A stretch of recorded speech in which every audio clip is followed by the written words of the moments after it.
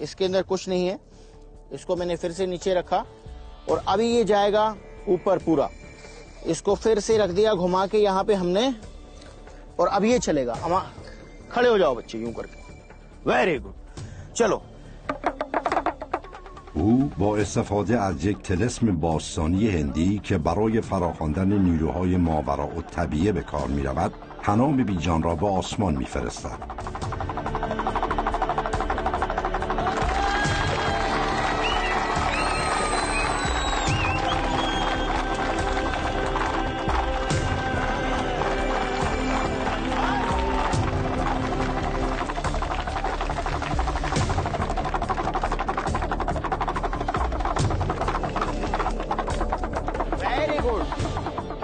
تناب 6 متر ارتفاع دارد.